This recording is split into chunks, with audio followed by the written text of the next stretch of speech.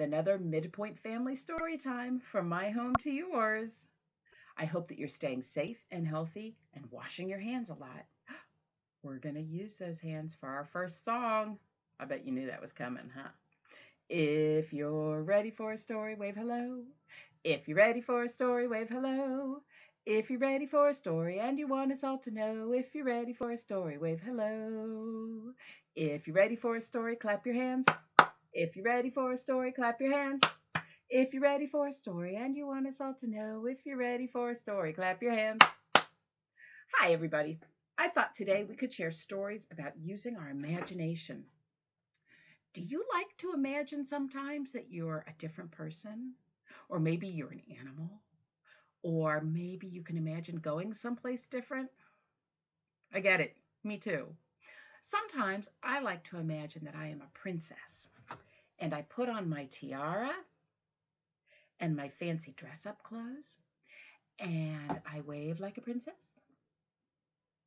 and I tell people what to do. They usually don't do it, but it's still sometimes kind of fun to pretend, isn't it? Well, today we have some stories about using our imagination. Our first book is called Harold and the Purple Crayon, and this one was written for us by Crockett Johnson. Are you ready? Let's go. Harold and the Purple Crayon. Look at that cool drawing. I like that. One evening, after thinking it over for some time, Harold decided to go for a walk in the moonlight. There wasn't any moon, and, well, Harold needed a moon for a walk in the moonlight. And he needed something to walk on. He made a long, straight path so he wouldn't get lost. And he set off on his walk, taking his big purple crayon with him. But he didn't seem to be getting anywhere on the long, straight path. So he left the path for a shortcut across a field, and the moon went with him. The shortcut led right to where Harold thought a forest should be. But he didn't want to get lost in the woods. So he made a very small forest with just one tree in it. It turned out to be an apple tree.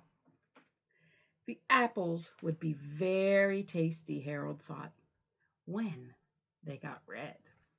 I love red apples, don't you? So he put a frightening dragon under the tree to guard the apples. Oh, it was a terribly frightening dragon. That is pretty scary. It even frightened Harold, so he backed away. His hand holding the purple crayon shook. See how he drew a straight line, and then when he got scared, he shook. Suddenly he realized what was happening. But by then, Harold was over his head in the ocean. Oh no.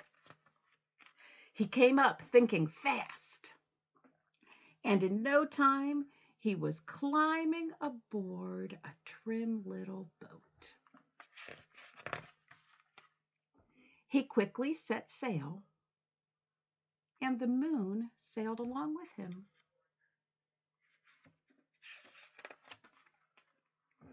After he had sailed long enough, Harold made land without much trouble. He even drew an anchor. I like that. He stepped ashore on the beach, wondering where he was. Where do you think he was? The sandy beach reminded Harold of picnics, and the thought of picnics made him hungry. So he laid out a nice, simple picnic lunch. There was nothing but pie. I like the way Harold thinks. But there were all 9 kinds of pie that Harold liked best. What's your favorite kind of pie? When Harold finished his picnic, there was quite a lot left. You can see that he ate only part of each pie. He hated to see so much delicious pie go to waste. So Harold left a very hungry moose and a deserving porcupine to finish it up. And off he went, looking for a hill to climb to see where he was. Harold knew that the higher up he went, the farther he could see. So he decided to make the hill into a mountain. Look at how high he is. If he went high enough, he thought, he could see the window of his bedroom. He was tired, and he felt he ought to be going to bed. He hoped he could see his bedroom window from the top of the mountain. Do you think he could? Look how high that mountain is. It's even above the moon. But as he looked down over the other side, he slipped. Oh no! Oh no! And there wasn't any other side of the mountain. He was falling into thin air. But luckily, he kept his wits and his purple crayon. He made a balloon and he grabbed onto it. And he made a basket under the balloon big enough to stand in. He had a fine view from the balloon, but he couldn't see his window. He couldn't even see a house. So he made a house with windows. And he landed the balloon on the grass in the front yard.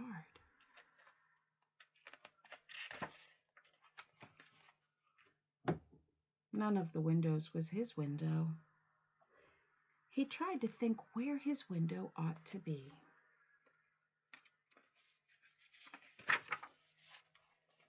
He made some more windows. He made a big building full of windows. Oh my, look at that. He made lots of buildings full of windows. He made a whole city full of windows.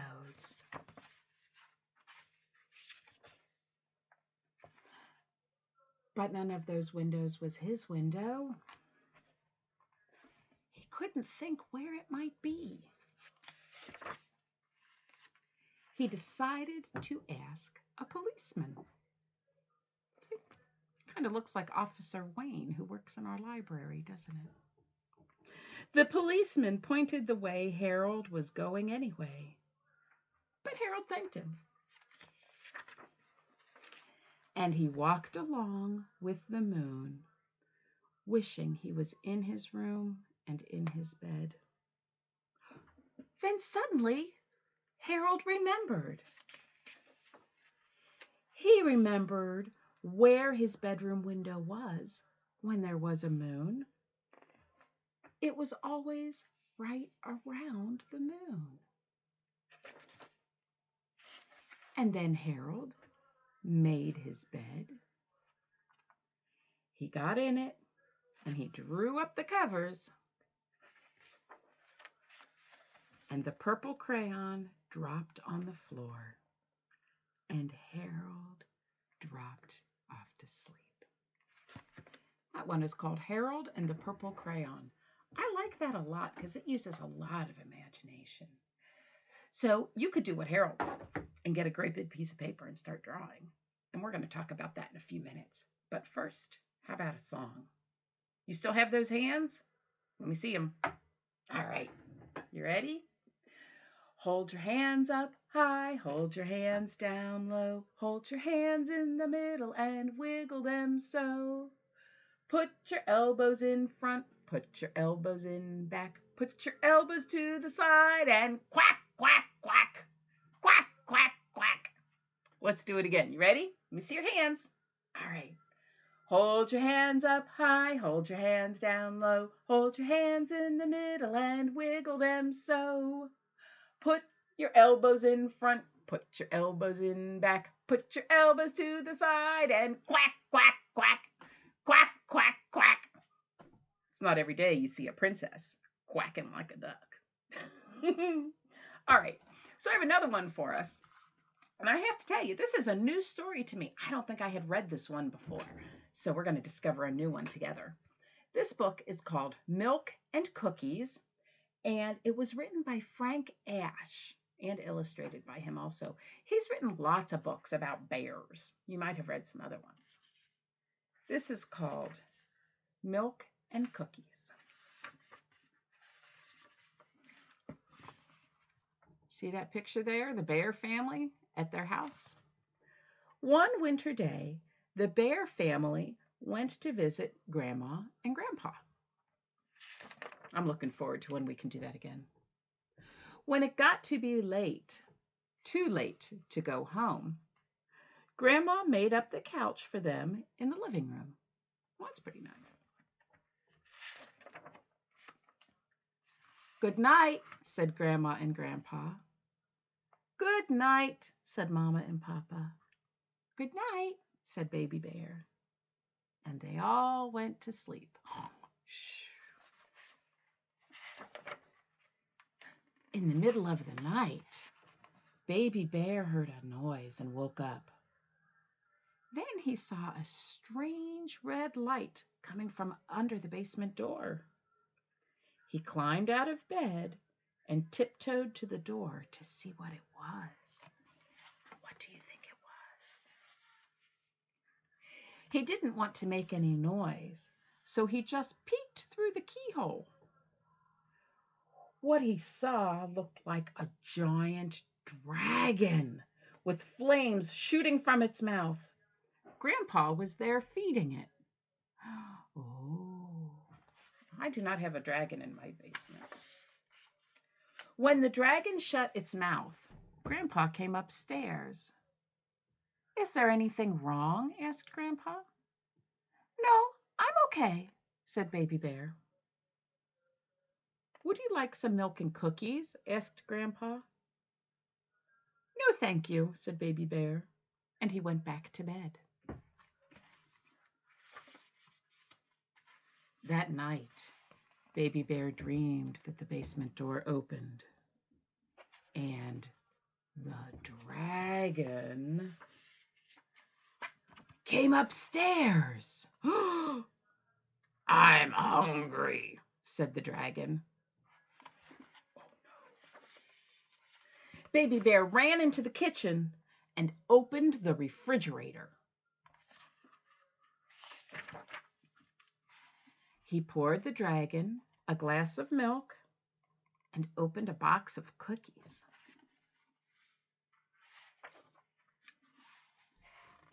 Thank you, said the dragon. I like milk and cookies.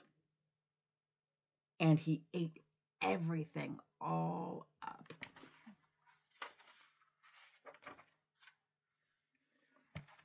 He didn't even save any milk or even one cookie for Baby Bear. And then Baby Bear woke up crying. Mama and Papa Bear woke up too. Baby Bear told them about the dream.